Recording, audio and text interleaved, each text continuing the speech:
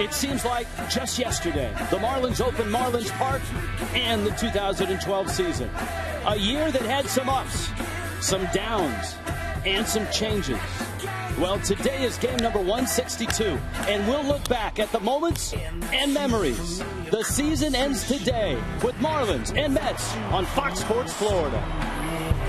Set to the greatest expectations.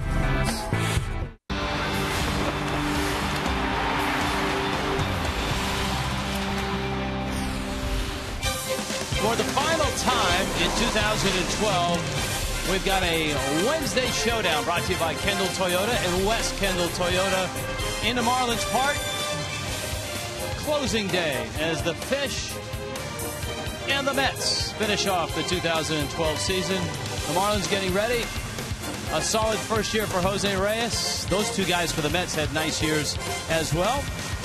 Gorkys Hernandez getting the start in center field. Rich Waltz along with Tommy Hutton. We welcome you to closing day. We're glad you've been with us throughout the season.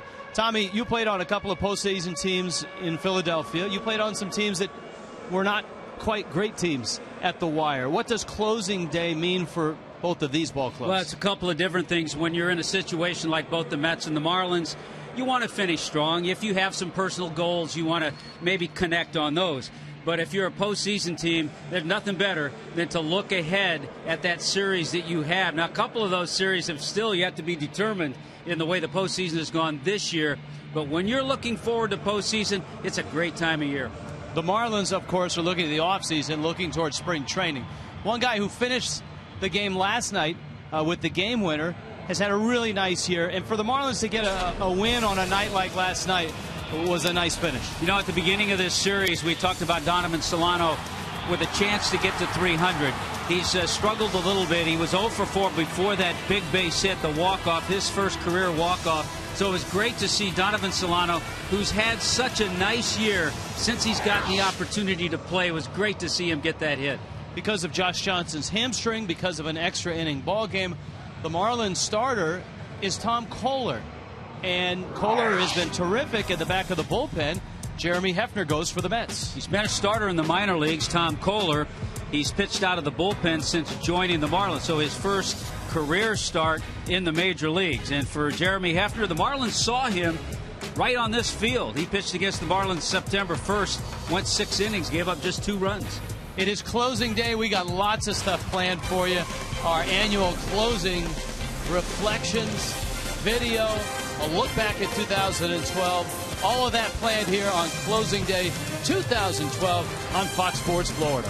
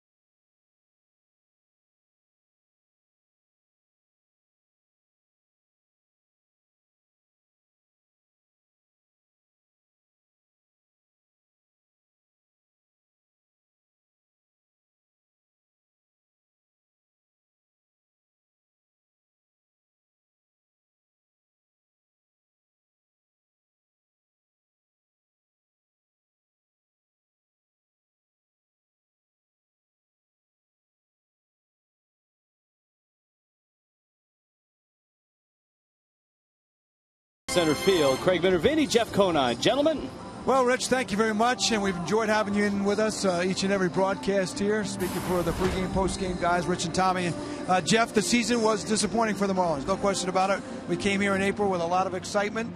The park certainly lived up to the billing. The Marlins were a little short of that this year. Yeah, with the offseason's moves, the addition of Jose Reyes, Mark Burley, Heath Bell, the opening of a brand new stadium, I think the expectations were high. And rightfully so. I thought the Marlins had high expectations for this team, playoff contenders maybe. Yeah. And unfortunately, it just didn't work out that way. It was a bad season. A lot of moves made during the season, and the way they finished up, I thought they got some good looks at some young guys that are going to be probably in the mix for next year in spring training. They paid with some losses for those moves, too, to get a look at these guys, but it's going to help them out in the future. 15th in runs, 13th in average. I'm going to put more of an onus on the offense here this year, although the pitching did share some of it, especially the bullpen, but the offense really was lacking. Yeah, the pitching on the first third of the season was excellent. They were in the top probably 3 or 4 of the National League pitching in most ranks. Offensive has struggled badly, especially with runners in scoring position all year. So I agree. I think the offensive woes, which I thought was going to be one of the strong points for this team, I thought they were going to score a lot of runs. Let's go down to Allison, her first year traveling with the ball club and joining us on a more of a full-time basis. Allie, how about you? Craig, you know, it was definitely a tough year on the field for the Marlins, and I think that trickles down to every one of us that works around this team. But I have to say, I really enjoyed my time on the road. It was nice to get to know some of these guys a little bit better, get to spend some time away from them, with them away from the field, whether it be with John Buck walking around D.C. or taking Steve Cishek to the aquarium. It was nice to get to know their personalities. And the one thing I have to say, after traveling for the bulk of this season, I have a new appreciation for the grind that is the 162 games of baseball. For the days on the road, you realize what a sacrifice at times it is for these guys being away from their families. But through it all, I have to say they were great. They were positive, professional, and I really applaud them for that, because it certainly was a difficult season at times, but they always kept their chins up, and we're just really great guys to work with. I agree with you, Allie. We'll look for your reports during the game. Nino and I will join you Marlins Live post-game as well. The final look at the 2012 season. But we got the ball game coming up, and the Marlins pull up a sweep and end on a very nice note. Rich and Tommy will detail it for you when we come back with Marlins versus Mets. Game number 162. It's closing day at Marlins Park.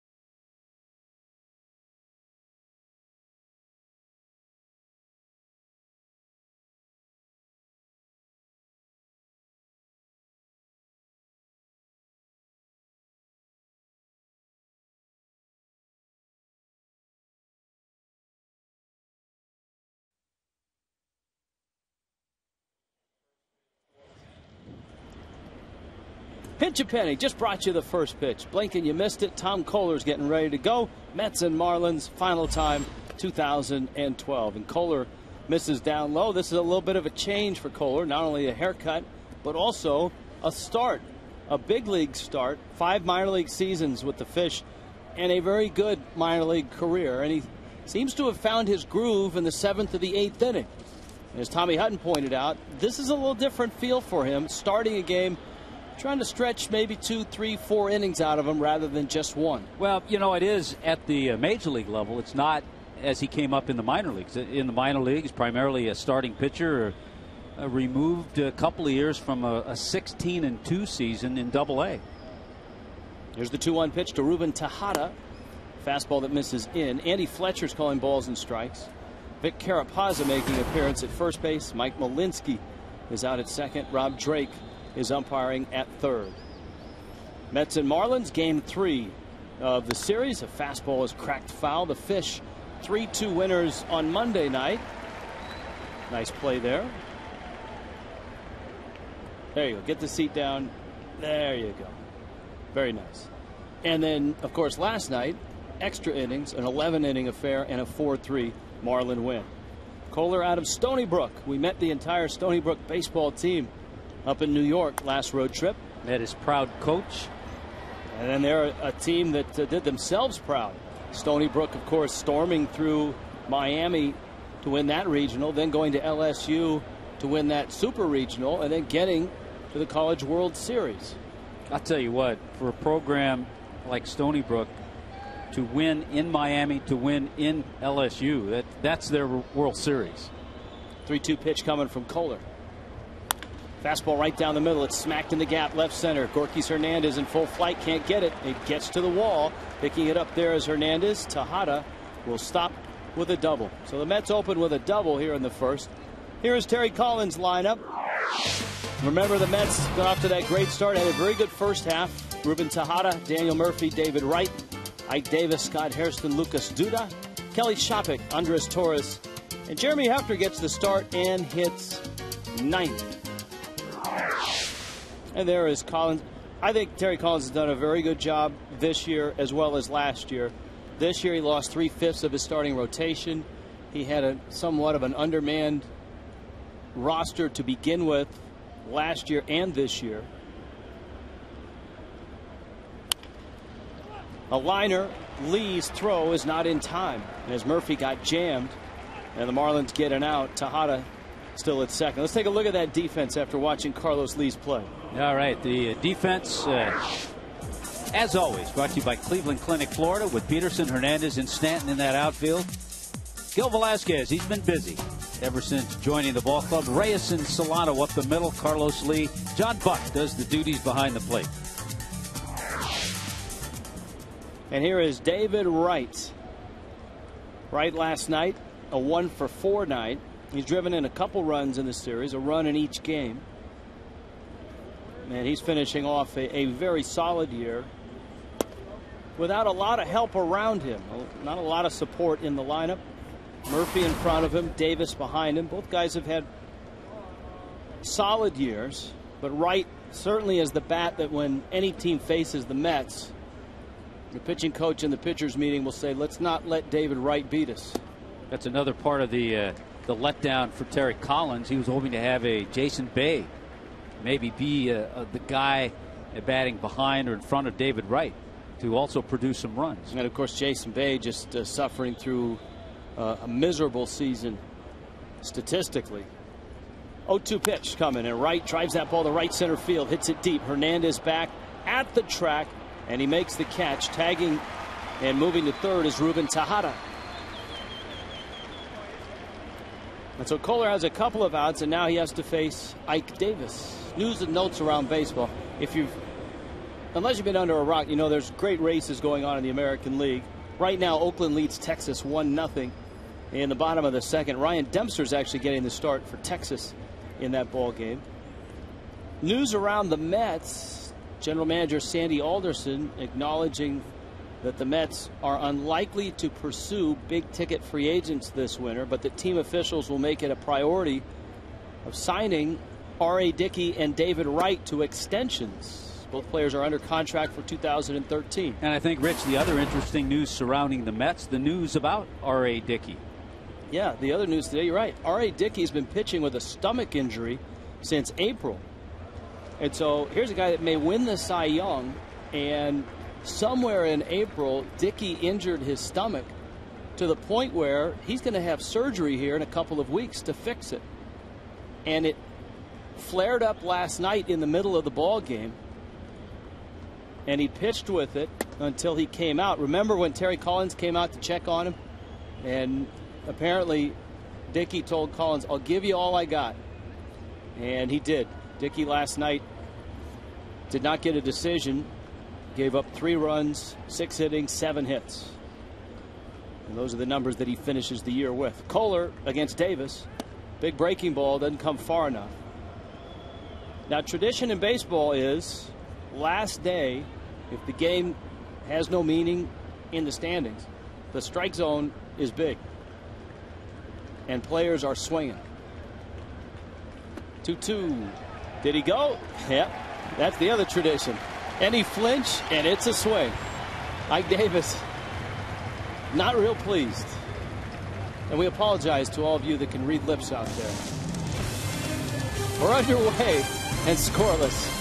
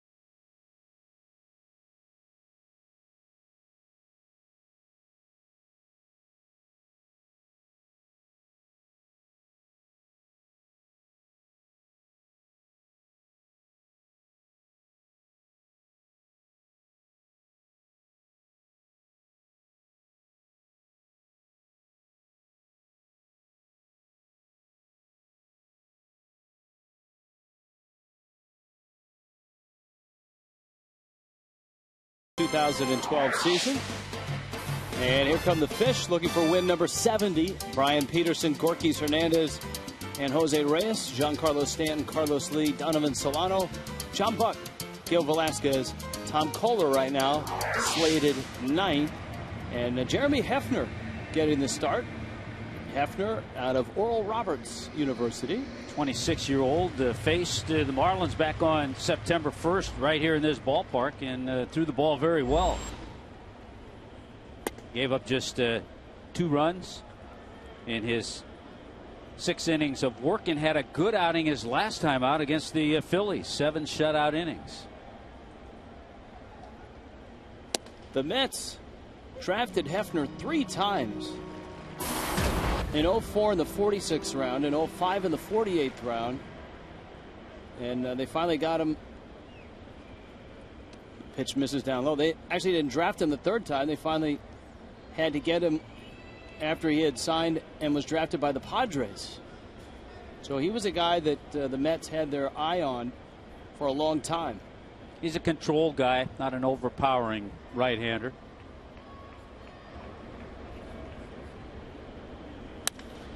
Liner into left center field. Peterson opens with a hit. Might be 2. And around first and into second, he's in there. One of the things we've learned about Marlins Park, and that all is part of this 2012 season, is that if you have speed and you hit a ball in the gap, you need to be at second base. And that's the way this ball club needs to draw up the plan, is to utilize speed, utilize the ballpark. And hopefully we'll see that with some changes next year. Well, I think one of the things, and you lose sight of it because over the last month and a half, he's not been around. But Emilio Bonifacio is such a big part of that. And the Marlins need him healthy, and they need him to play like he did last year, where his on-base percentage is up around 350, and he's stealing bases and causing havoc.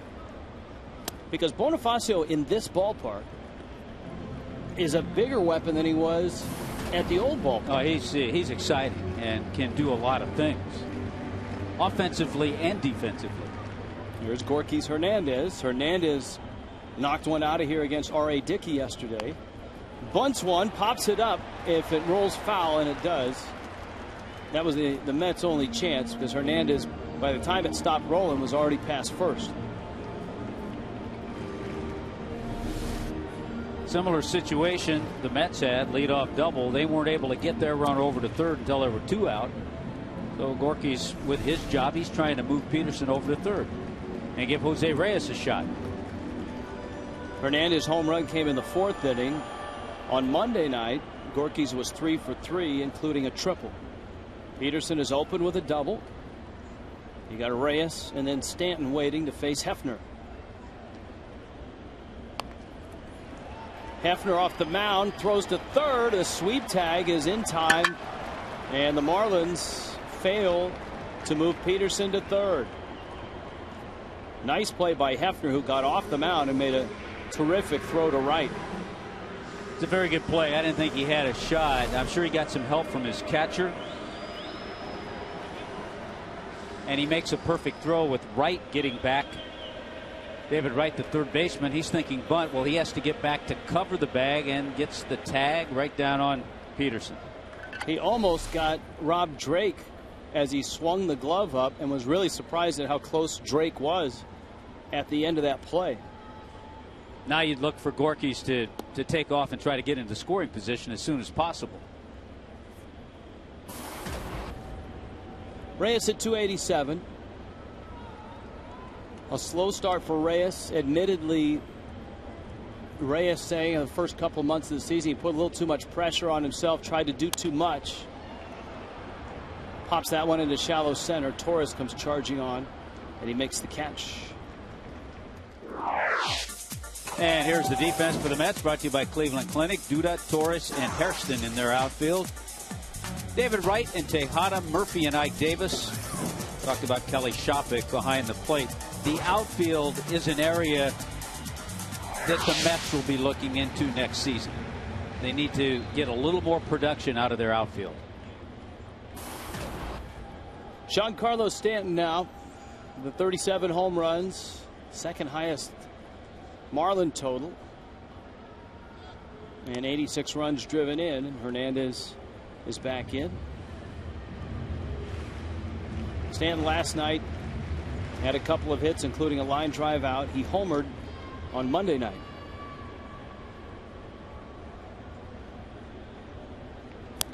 And he fouls it back. Giancarlo going with that sleeve on the right arm, but it's not the red-orange sleeve. He's going with the blue. I think it accentuates the color. Oh no, it sounded like a clothes designer, but it does. It's a nice accentuation of the blue in the jersey.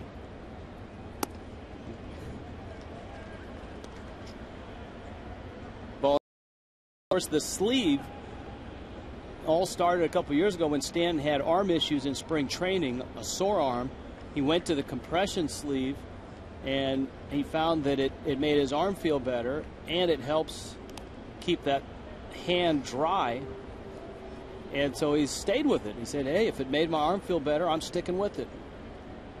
Well, a 7-game hitting streak, and he's done a little bit of everything after missing 9 games.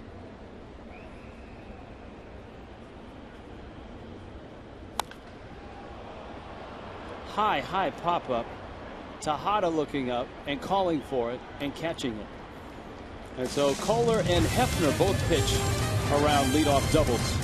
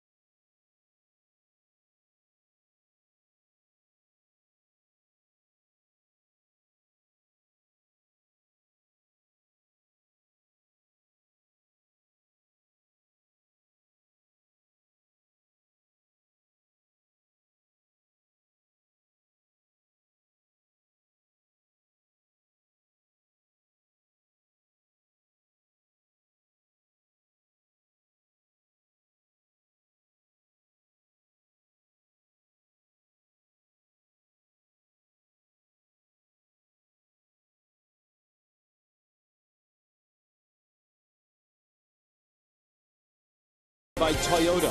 Visit your local Toyota dealer today for great deals on Toyota vehicles. Toyota, moving forward.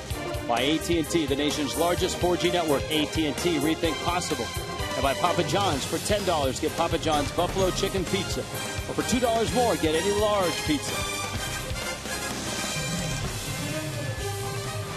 Coventry Healthcare second. Scoreless game. Tom Kohler getting his first big league start. You know, one thing, Rich, I know you and I agree on this. Certainly the season on the field didn't go the way we thought, the way most Marlins fans thought. But for us to come here and work in this beautiful ballpark for all these home games, just absolutely spectacular. Without a doubt, this is the coolest ballpark in baseball right now. Fastball and a strike. And what an incredibly different work environment for players, for broadcasters, for ballpark employees, vendors, and obviously for fans. We've heard from fans throughout in terms of dining options, comfort, the air condition, the Clevelander, the invention of camera 12. Here's the 1-1. Bouncer. That guy's made 2 plays. That gives a little kid that one. Yeah, that's nice. He's made 2 plays down there at third base. I think he told the kid after the first one, "Don't worry, kid, I'll get another one. You can have the second one."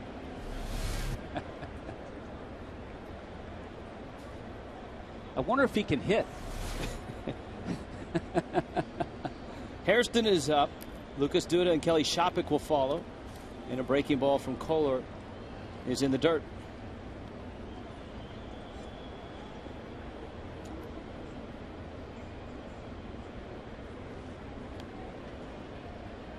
David Sampson last night on the telecast said one of the things the Marlins will do in the offseason is replace the playing surface. And a fastball, and Kohler gets it by Hairston. And it just seems like yesterday that the Cardinals were here and the Marlins opened Marlins Park.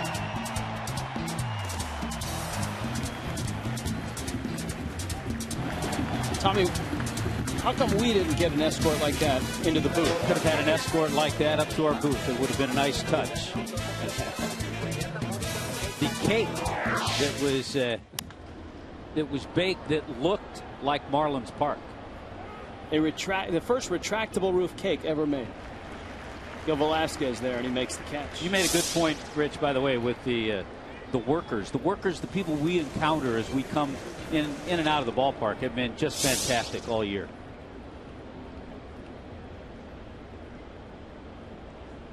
Walking the concourse has been a fun thing to do. Every now and then we'll go down an hour before game time and walk around the ballpark. And just a reminder of how cool the place is. The Bobblehead Museum, the team store down there, out to the Budweiser balcony. Over to Taste of Miami. Yes, even out in that center field area where the pregame show is set up. I love the touch of the starting lineup. Their photos up on the posts.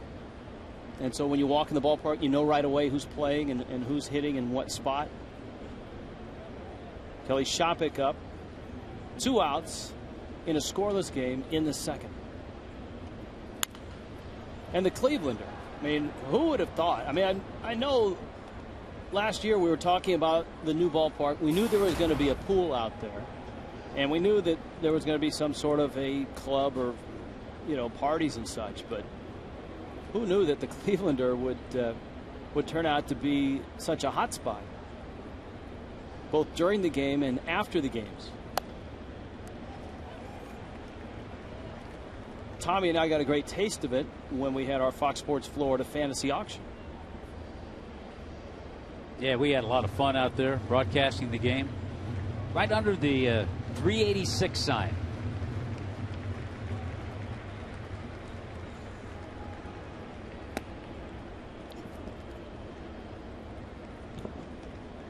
Shopik takes down low. Andres Torres is on deck. Mets and Marlins. The Mets have dominated this series not this individual series, but the season series. The Marlins making up some ground, winning the first 2 of this 3-game set. Stan's going deep. He's at the wall, and he makes the catch. And Shopik hits a deep fly ball out. Bottom of the second, scoreless.